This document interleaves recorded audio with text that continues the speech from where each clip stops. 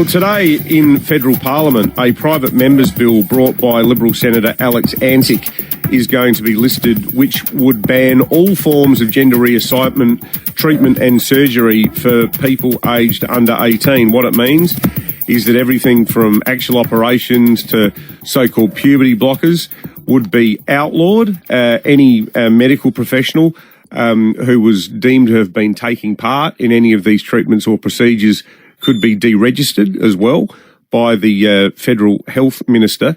We have Senator Antic on the line now. Senator, good morning, and thanks so much for joining us for Breaking at 8.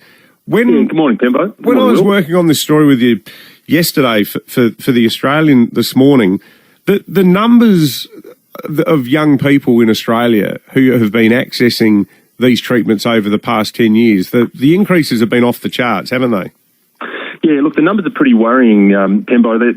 They're talking numbers in the order of tenfold increases in young people going to gender clinics, public-private gender clinics, which is where the treatment starts. It was around about 211 in this is nationwide in 2014, and the numbers now are 10 times that, in the order of 2,067 in 2021, and that doesn't include kids that are on puberty blockers, which has shot up about five times since that same time period. There are sort of in the order of 600 or 700 around that mark now nationwide as well. So this is a growing problem, and the bigger problem really is the issue of detransitioners, which your listeners might be familiar with post that Spotlight show on Channel 7, which went into the horrific stories of people, young men and women who have regretted this sort of radical intervention.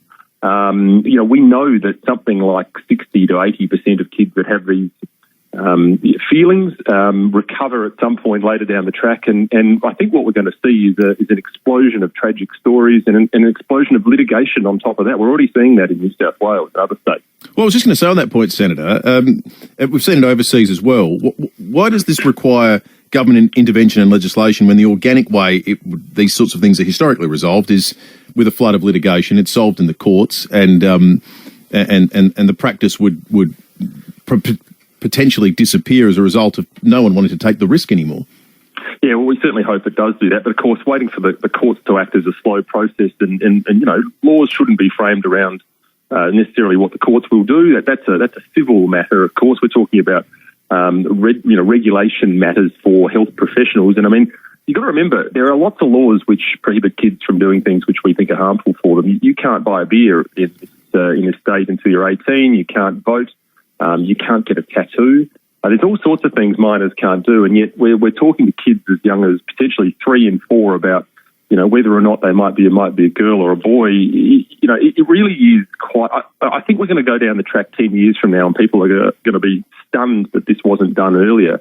But my view is we need an act of Parliament at federal level to cover all states, which would make it not an offence, not a criminal offence, but it would make it have ramifications for doctors, nurses, psychiatrists who involved in this process of either surgery or puberty blocker prescription, which would ultimately see them deregistered. And it would also stop public money at federal level from being spent on these clinics. So we've got to get serious about this. This is a real problem, and young people are increasingly in the gun scope. In the event that there was the litigation, is government money spent at all indemnifying doctors? Look, that's a good question. Most of that would be, I think, privately funded through private medical insurance. Most doctors would carry that through, their medical insurers.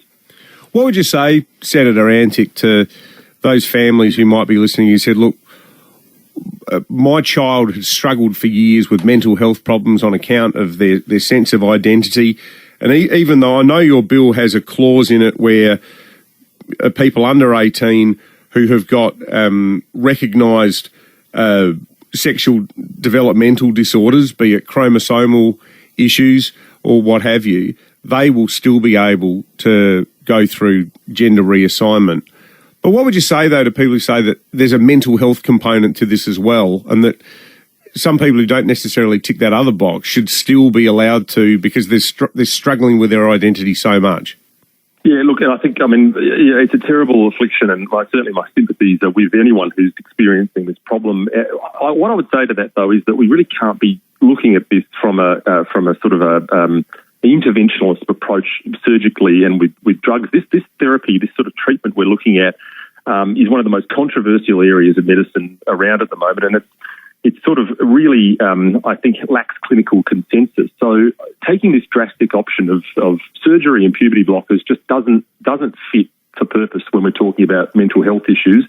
My view is we should take a very conservative approach, and that kids should be given all the mental health care treatment they can be, but we just can't have a situation where these poor kids down the track. There's a young formerly a woman in New South Wales who at 22 decided she was going to have a full mastectomy, and at 31 is regretting it and now suing her psychiatrist because the psychiatrist, was presumably part of that enterprise. That just can't be right. We have to tread with caution on these issues for kids. Senator Antic, thanks very much for joining us this morning for Breaking It Open. Yeah, thanks a lot, guys. Thanks a lot.